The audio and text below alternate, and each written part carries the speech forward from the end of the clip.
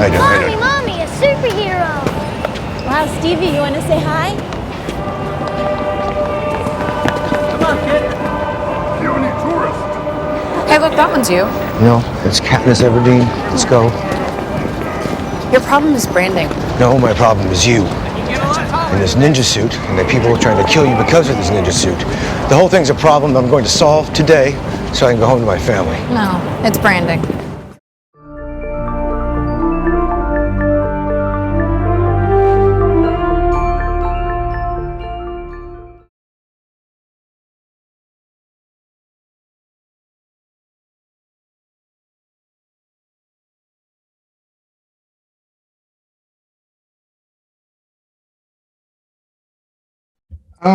Yeah, I mean, I think within the Marvel Cinematic Universe, it might be a little silly, when, with the big mask and what have you.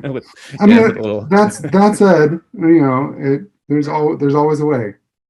I don't know that it really would work with Clint's character in the MCU so much, but and we did make a version of it that I think was. There was a photo that went around. It didn't make the series, but one of the LARPers in the episode 2 was wearing a sort of medieval Hawkeye costume.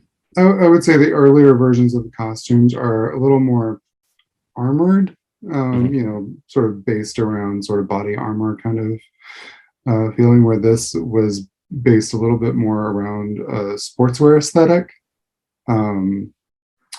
We used a lot of techniques, or tried to accomplish a lot of techniques that they used to make sportswear to create these costumes, so they felt a little more lithe and athletic.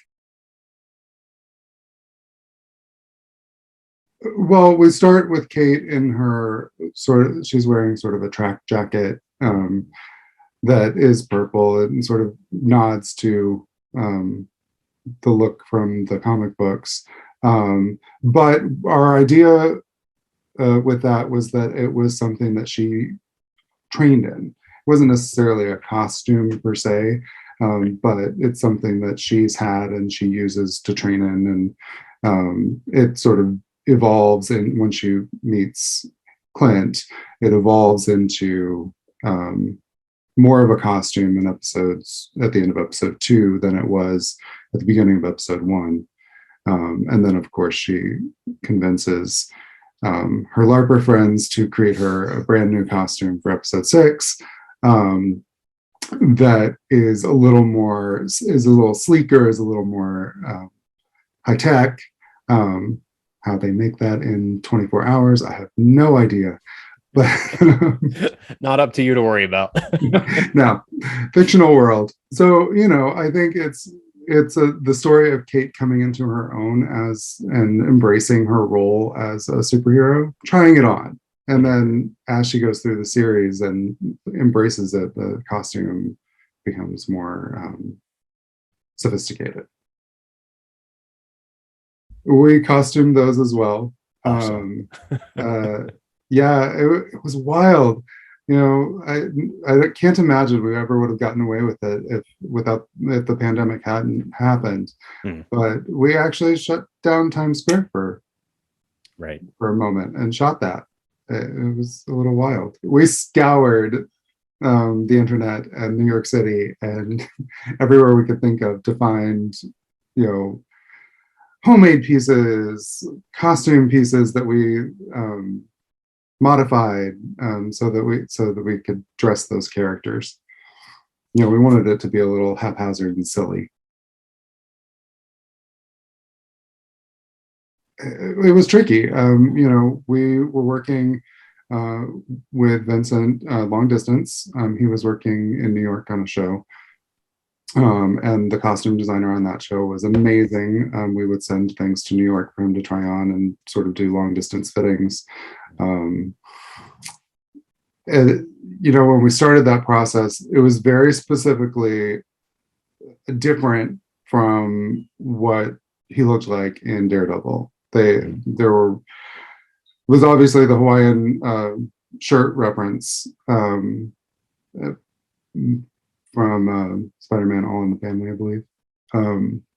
And then there were a couple of other images that we were sort of bouncing around that made him look a little seedier, getting away from how polished he was in the Daredevil series.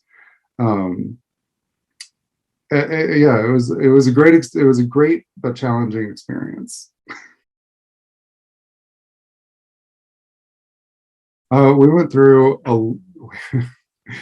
so many versions of tracksuits. To end up at a place where it's very similar to what's in the comic books. But we talked originally a lot about how to make them individuals and not have them just all look the same. So we did versions where they were all sort of different and looked like they all went and bought their own tracksuits. And then it just sort of like the idea of that tracksuit mafia just sort of fell apart when we did that. Right. So we went back and my team and I designed, different styles of tracksuits, but all sort of keeping in the same color scheme. And also there was reference in one of the early scripts. There was a sort of a hierarchy denoted by the stripes on the tracksuits. Oh, okay. So we, 1, 2, 3, 4, however many stripes there were, denoted how high up in the organization you were. And then, of course, there's Ivan, who in the comic book is in a completely different color tracksuit than everybody else. So we wanted to keep that in play. We're out of regular arrows. What do you mean? Oh my God, trick arrows? Definitely not this one. All right, you don't have to say definitely like that. All right, how about this one? This one fine? I'm using this one. Hey, be careful. I was born careful. They're not regular arrows.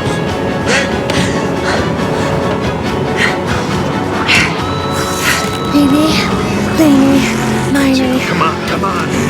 Mo. It's thrown. Play-Doh arrow? Come on. I can't see nothing. Hit the wheels with the putty arrow. Oh, great idea. I'll do that as soon as you label these damn things.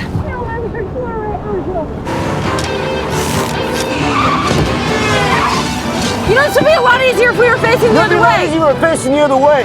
Yeah, just a... Hey, we're communicating. Yeah, that was a challenging location for sure because, well, first of all, it was difficult to find that exact location that sort of played to all the needs of what we wanted it to be, this sort of gritty warehouse. And, it was too large to build by any means. And so we actually found an abandoned space in a small town outside of Atlanta. And the art department just did a tremendous job making it look incredible, like an old abandoned toy store. Because that's sort of the idea, is that post-blip, some businesses didn't survive. And this might have been one of those. And they just did a tremendous job sort of dressing it. For us, a lot of the challenges had to do with getting the immense amount of work done, because the action scene that is in there in our episode was just massive and relentless. And a lot of it was first unit.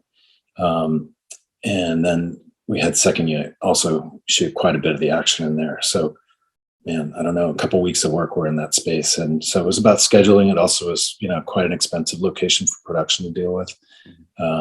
It took a lot of lighting from the outside. All those windows are papered with kind of a newspaper. We sort of liked that idea that we'd have this sort of burnt amber in the space, but not be able to see outside, and it felt enclosed, but we'd have this light coming in, this soft light, for people's faces, and we could silhouette people against them in the right action spot.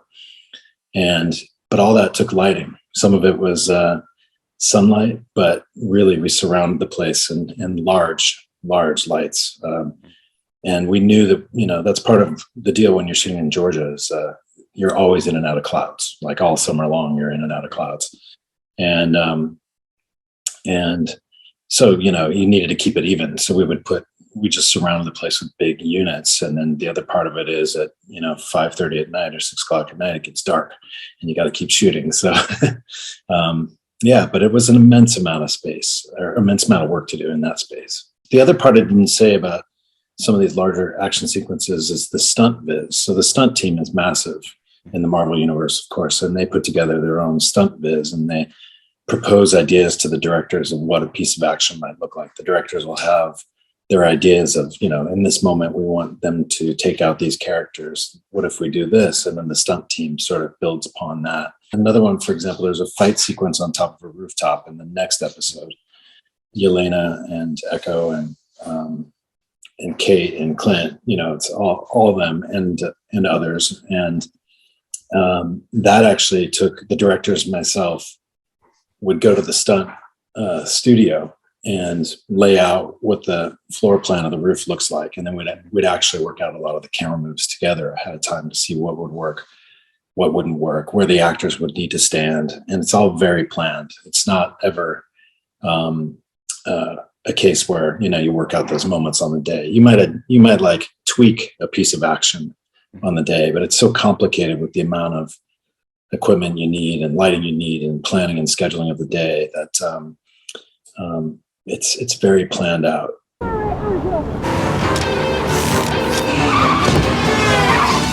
This would be a lot easier if we were facing the other way. You were facing the other way. Yeah, hey, we're communicating. Yeah. It's a lot. And none of it was easy. It's like you have difficult locations, difficult weather. You have characters inside cars, which are never easy to shoot. And you have blood, you have guns, you have, all these different elements. And it was a lot of fun though. But the thing that was probably that took the most planning was the single shot that happens once they get in the car and they drive away from the warehouse. Clint and Kate get in the car and they drive away, and the camera revolves, I think, 1080, 3 or 4 full rotations with the action happening around them as they pull out of the parking lot and get on the road. All of a sudden, all the bad guys are chasing them in various vehicles and bumping in the back of them, and the camera's sort of revolving around. And it was really an exciting thing to do. And this also was something that Bert and Bertie, our directors, just stuck to their guns with about how they wanted to do the shot. From the beginning, it was going to be a camera inside the car with the characters as the action was happening to the characters. It wasn't going to be cameras outside witnessing it, at least not at the beginning, which I think was quite genius on their part, because it sort of blends this warehouse action sequence to then the further car chase that ends up on the bridge with another action sequence. So there's a different perspective happening at this sort of minute and a half of one camera rotating inside of this car. And that took probably 4 months of planning to do and thousands of dollars of testing to do to figure out which equipment to use. Stunts had to work out how they were going to do the stunts for real. Visual effects worked with us to see if we could accomplish it as a single shot. And if we couldn't, if there needed to be a stitch point along the way, or what we'd need to hide, or what they'd have to do down the road. And then there was, of course, the actors, and it was really a blast to shoot. We ended up putting a real car that we cut. We cut a long slot in the roof, and we put a 6-foot motorized slider in the roof, and we underhung a camera in the back seat with remote control of the camera and focus and everything else. And on top of that, the camera could move forward and backward on this power slider. And then we put that car on a trailer and drove it remotely. So instead of a person driving this trailer, we put the car on the trailer so it's safe for the actors. Obviously, they can't do the driving themselves. Right. So the driver of the vehicle that's carrying the vehicle is actually sitting on a pod outside of the car about 8 feet in the air or 7 feet in the air. And he's driving this vehicle through the streets of Atlanta. And it was really fun for everybody because, it's just fun when you could do something as practical as possible. And I can tell you the actors were just having an absolute blast. Every time they would do a take, which took about, minute and a half, 2 minutes, they'd come back to one and everybody would review what we just shot. And Jeremy and Haley would be leaning out the windows, just hooting and hollering like it was the best roller coaster ride they'd ever been on. And that made it just a lot of fun for everybody. I'm using this one. Hey, be careful. I was born careful. They're not regular arrows. I think when the camera's inside of it, like this shot, for example, the camera's probably going between 35 and 40 miles an hour. Right. Okay. But feels fast. Yeah. And especially on wider lenses make things feel fast. Okay. And, but you know, some of the shots were, you know, further down in the car chase. If you're looking at a car driving down the street, you know, it might be going quite a bit faster. But you know, you always tweak those things. You start a little slower. You know, make sure it's safe for everybody to do it at that speed. And then if you need to go a little faster, you know, you collaborate with the stunt team to see if it's safe, and then you up the ante a little bit. And but it's really it's just a blast. Yeah. And then the remainder of the car chase, there was a lot of second unit work, to be honest with you, helping us fill in the gaps. But the entire sequence from start to finish was pre-vised with the directors and myself, the post team, visual effects team, and stunt team. And I'm sure I'm forgetting the art department for sure, because they had to build, you know, the bridge pieces. Right. Yeah, it just took a ton of planning. But, you know, so we had our days of principal photography, you know, with the real actors, you know, where we could photograph them, you know, with Jeremy driving a car against blue screen, and Haley leaning out the side of a window against blue screen for some of her stuff she was doing. And then the second unit cleaned up a lot of the other bigger action pieces, because, you know, they have time to do things like that where we don't really have time, and they can do it better because they're good at it. And then, you know, the big action sequence that's sort of the standoff on the bridge was kind of a 300 or 400 foot piece of bridge that had, you know, the concrete barriers on both sides. And then the rest of the world was basically created in visual effects pretty incredibly. And, you know, I think we only had 2 days to shoot that standoff with all of our principal talent, which was really tight, barely made it. And then I think, second unit helped us add to that. So it takes a village, especially on a Marvel film.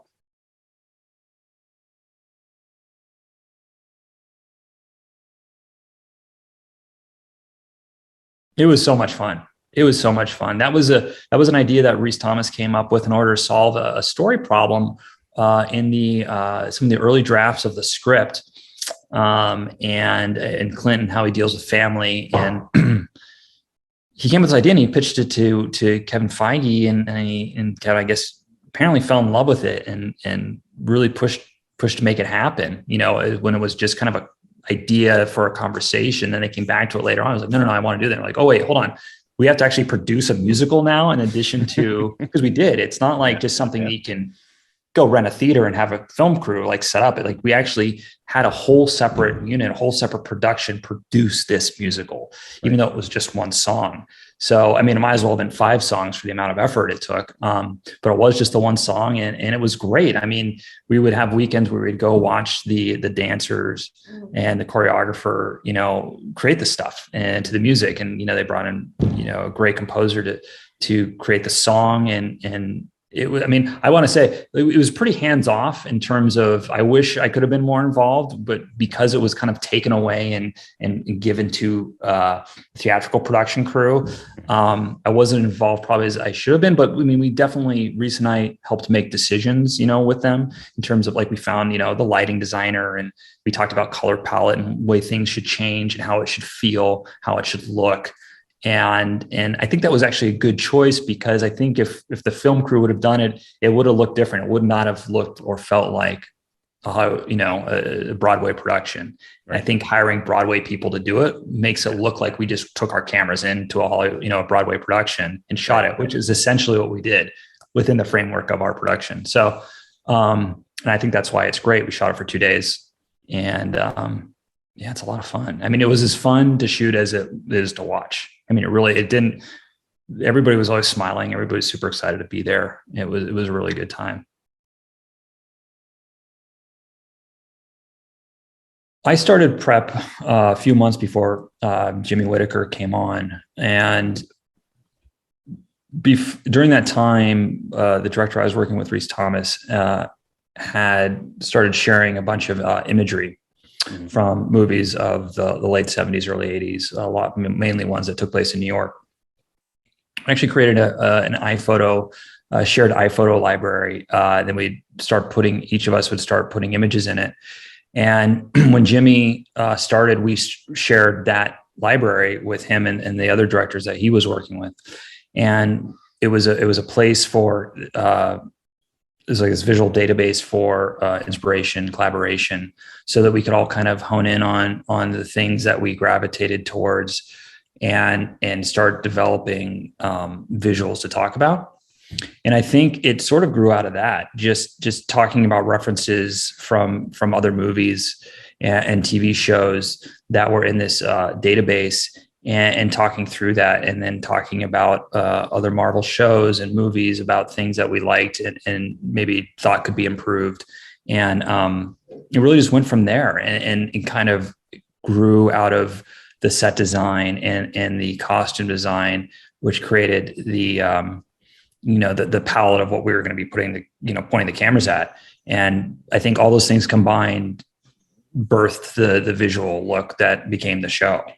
Certainly Christmas time had a lot to do with it. There's a look of Christmas in the city that I think people are familiar with, either through personal exposure or through movies. Certainly, New York Christmas is kind of it's a thing, in movies. And so all that combined made a palette. Created what we ended up with. I mean, there was certainly a tone thing going on. We just needed to make it a little more accessible and a little more fun. Mm-hmm. But I remember Reese and I, and we watched some of these movies too, but I remember we watched Thief, the original taking of Pelham 1, 2, 3. Oh, that's interesting. Okay, there was a couple shots from Kill Bill, which had to do with swordplay. Pelham 1, 2, 3, Thief. When we would watch things, we'd talk about things. I remember at one point they were talking about, John Wick, about, how they accomplished that, because that was very much, there were parallels with, a guy that's not a superhero, but has extraordinary ability, and it takes place in New York. And, obviously we're a little bit different than that, but there was, New York at night. Sure. How do you portray somebody that's really good at something with dialing back the superhero thing a little bit, because, he's got to work with another, kind of civilian that is also not a superhero that he, mentors to in her, ability. How do we portray that without making it too, too marvelly, for lack of a better description. Reese really wanted to have this movie grounded in reality, as much as, a Marvel movie can be grounded in reality, but he wanted things to be familiar. Sure. And he really liked the visual storytelling and the palette and the tone of those earlier movies. So that was kind of our jumping off point.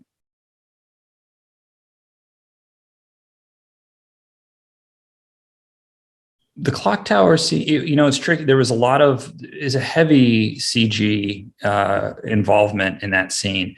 Basically what we shot it in a small college campus just outside of downtown Atlanta. And we had the buildings, and we had a quad, but no clock tower, obviously. And not a lot of access to a roof. So it was about building a sequence with limited real things and combining it all to make something exciting and show that, establish that Kate's got this really great skill. So it took a lot of planning and a lot of piecing together various set pieces, like on a backlot, on the location, and in CG and through previs, to make sure that it all works and blends seamlessly. Like, we had to shoot the roof. We went up to the actual roof many times, and we just couldn't figure out a way to get the shots that we wanted safely with her up there. And within the small amount of time we had it, it's winter, we wanted it to snow up there. It was just a lot of things working against us. We built the rooftop on a backlot. We shot on the real college down below on the, outside on the sidewalks and around the base of the buildings. And then the clock tower and everything looking that way was all CG. So I think it was just establishing the right tone at night with the snow and making it feel like, there's a bunch of sneaking around but also keeping it fun, not making it so dark that you can't tell what's going on. Is believability in quotation marks, because obviously it's not, but you want to feel like plausible, I guess, is a better word than believable. Right. And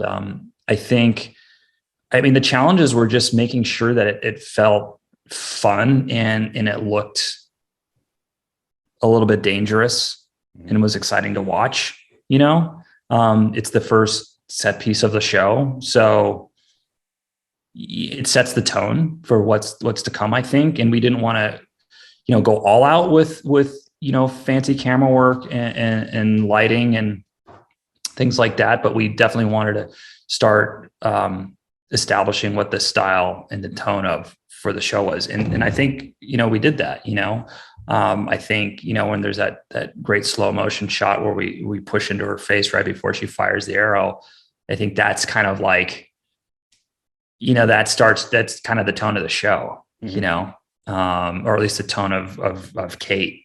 It tells so much, her on a roof with the snow and getting caught.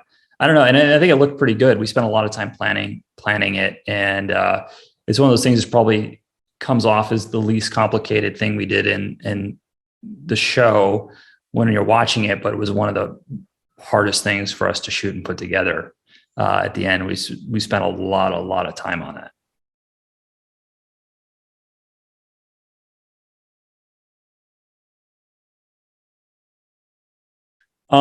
It was just that. It was a very long dolly shot. We found this floor in this an empty floor in a building in downtown Atlanta, and blue screened out the windows so they could put whatever's across from Rockefeller, the 30 Rock. Mm-hmm. And we found a hallway that looked into a bunch of offices. We took out a couple walls to help that view into the offices, and we would do this dolly shot and keep repeating it as we moved down, and we could blend the takes. We originally wanted to try it as one long take through the offices. It wasn't feasible or practical, I should say, to do it that way. So between us and the second unit on stunts, we were in there at different times doing these different offices and planning them out. But it was an idea that Rhys Thomas had for quite a long time. It's funny, Rhys Thomas actually worked in that building, 30 Rock, for many, many years, something like 10 years or something, when he was on Saturday Night Live. So it was really exciting for him to kind of, destroy a bunch of offices in a building that he worked in for so long. But that was it. It was just an idea that he had about doing. It was written obviously as they kind of go through, and I think there's also practical considerations like, gosh, how do we show this? How do we do this without cutting so much? Because the way it's written, you're just all over the place, and it reads like it would be a very kind of disorienting, cutty fight scene as they travel from place to place. And this kind of long shot, not only was it really effective in showing the transition and trying to keep it as a single thing and seeing the action kind of unedited and continuous, but it also adds an element of fun and comedy to it, right? Not having to cut away very much. And I don't know, and I'd never done it. It was really fun. I think it was a really fresh idea, and it was it's kind of an unexpected shot, an unexpected way to shoot that and show that at that point in the story.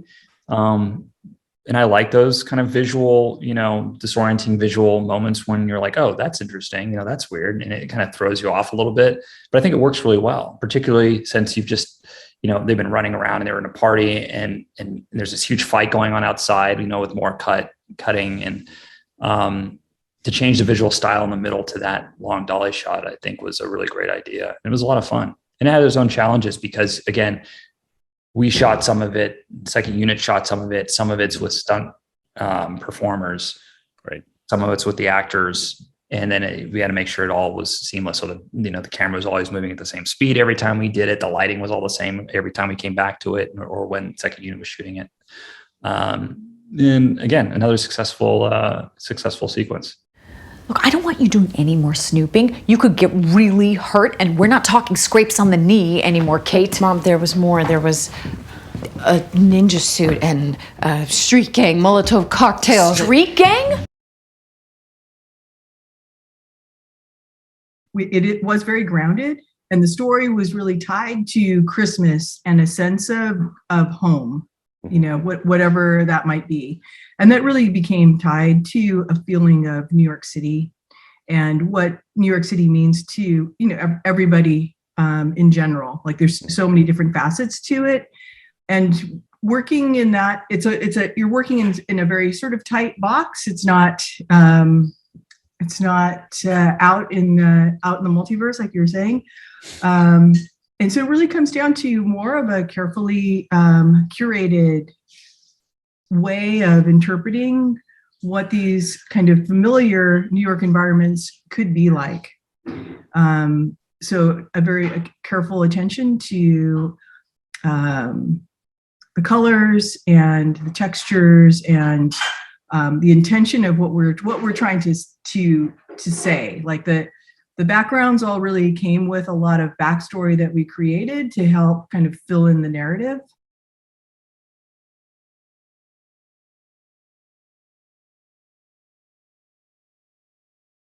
Yeah, so that was actually, it was really fun because there's a really specific point in showing this very old and storied penthouse apartment. First, when both of her parents are alive, and it is more of a home, a traditional feeling of home, and that it was much warmer kind of environment.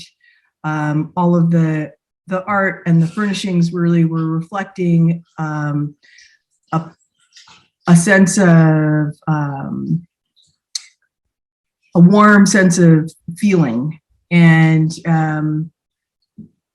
the sort of the layout of the apartment really came about through understanding like how we were moving through it. And so it ended up being a lot of themes of ovals and circles and the direction of how the light came in. And then the big explosion, which obviously like we had to plan for, kind of destroying the room, blasting out the wall, and then kind of rebuilding it into a place that was a lot colder. Yes. And much kind of tighter. Mm-hmm. So there's just kind of an absence of real familial warmth.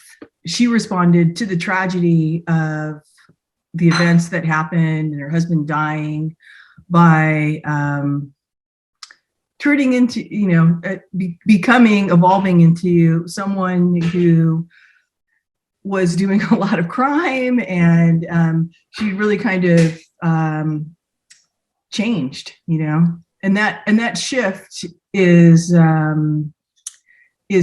what, in the whole episode, that's what Kate's trying to really understand in the end.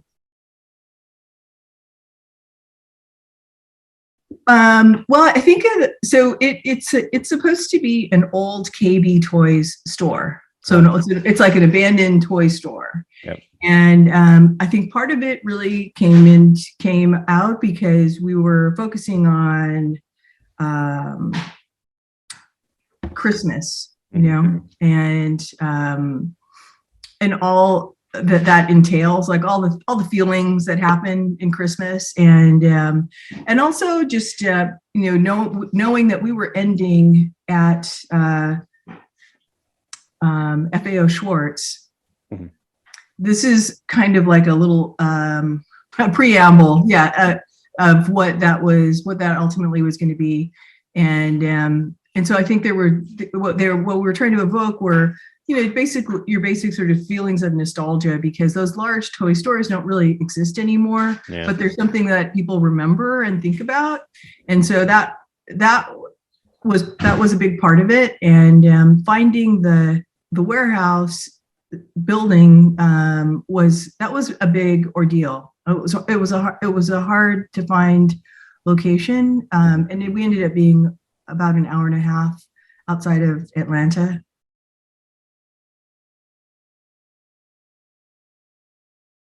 That was really fun. We were very fortunate in that we did shoot in New York for a couple of weeks in 2020 in December. So New York was fairly shut down at that point. And because of that, we were able to go and shoot places that you normally can't do. because it's just too crowded. So we weren't able to really like shoot Rockefeller Center, but we were able to have the VFX team do a lot of scanning. And then we went back and we built a 3D model of all of it, Rockefeller Center, the ice rink, tree. And we were able to use that model to really define what we needed to build and what we didn't need to build. So we built about 2/3 of the ice rink, and we built the tree and most of the first floor facade of Rockefeller Center, the main building, and the entry to the toy store, and then the interior of the toy store. But it was really essential to actually go there and see it and be able to understand like how people moved through it. That was really great. And the tree was up when we were there, so we saw like how amazing that the tree is, and the ornament that's on top of it, which is really incredible. Going back and building the part that we built in Atlanta outside, we had a huge tree, which with 50,000 lights on it. He jumped into, we had a full tree, but he didn't jump into the full tree.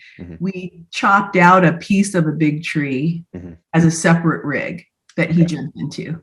So it was really made as an element that was shot separately. Oh no! Get out!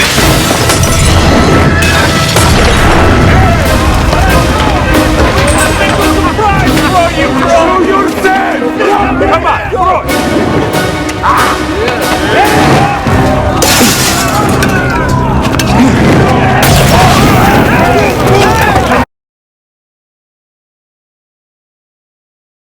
Well, first of all, it's a very practical thing. Over the last 10, 20, maybe 30 years, the digital revolution has changed the way films are made. And post-production looks very different than it did when I first got into the business. And especially with a company like Marvel, so successful at making their movies, they have their process down. And that process involves a pretty chaotic post-production schedule with a lot of picture changes and a lot of visual effects that come in late. And not to mention tight deadlines and a lot of music. And it just makes sense to work with a team in this case. And Michael and I have been working together. In particular, Michael and I have been working together for, I don't know what it is, 5-6 years now. And he's incredibly talented, and we've worked real hard to make sure that when we work together, it's with a consistent, unified musical voice. And it seemed that it was time on this project, Hawkeye, for him to come out of the shadows, so to speak, and be a full partner and full collaborator with shared responsibilities and shared credit. And it worked out great.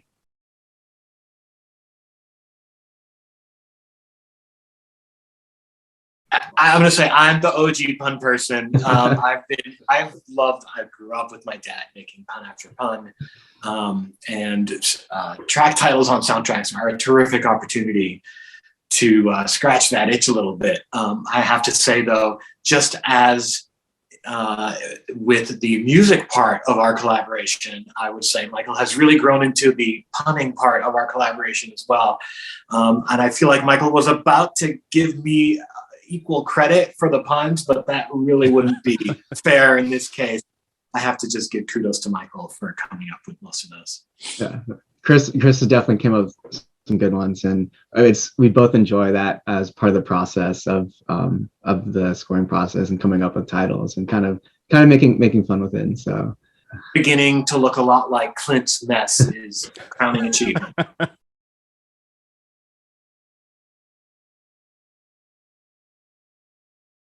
Yeah, so there's a lot of blended different styles, as you say, like because we have the action Marvel kind of blockbuster stuff, and then we have those comedic elements as well, and then on top of that we have Christmas. And so it's really took a challenge to kind of identify those different styles and learn how to incorporate them and to make sure we hit each moment.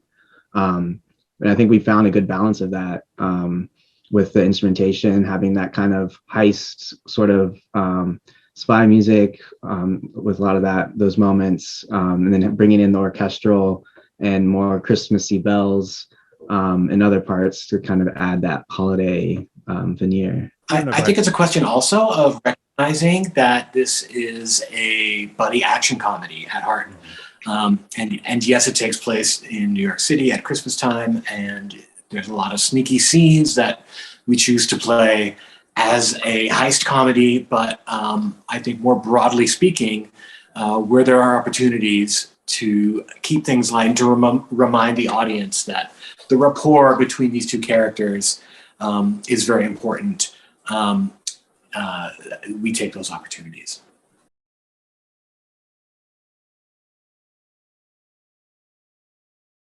Yeah, so actually, Chris wrote the Hawkeye theme, and he really, I think, did a cool job of having incorporating these bells and taking this kind of this heroic sort of or traditional orchestral template that we're used to for our like the big action heroes, and then adding in these electronic elements to give it more contemporary feel. And you see how we develop it throughout the series, how we can hit these emotional moments and then at the same time blow it up and make it more tense and active, and really apply it to all these different scenarios as kind of he's going through this redemption journey throughout the story. And like it works in these tender moments with his family and as he's trying to connect with them. And then it also works in, again, these more heroic and kind of more action-y moments as well. Yeah, I think it's in the way it's constructed as well. Michael mentioned the electronic bells. That was an attempt to give a nod to the Christmas environment that the story takes place in without resorting to the big Christmas cliches. It's a little twist on the Christmas bells. And also the way that the theme is constructed, it starts off with his heroic theme because he is, at his core, a hero.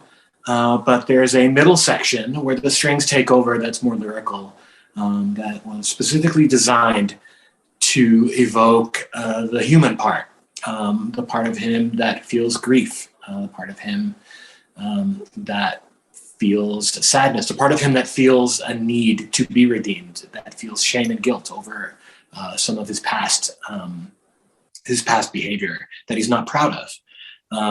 So the theme was specifically designed with those two sections in mind, and then we can sort of pick and choose how we reprise those moments throughout the series. Have you ever heard of boomerang arrows? What? Why would I ever want to use a boomerang arrow? Because they come back. Exactly. Yeah, well, if all trick arrows were boomerangs, then we'd have them all. Coming back at us. You'd have to dodge. No, it's not impossible. The first arrow you release just has to be wood. So when you release the second one, it splits it right up the middle. Like hot I've tried it. Well, I've done it a few times. You got any other cool tricks? Well, I could knock somebody unconscious with that, like 20 feet away. No, you can't. Yeah, you can use a quarter or a nickel, dime's too light. Prove it.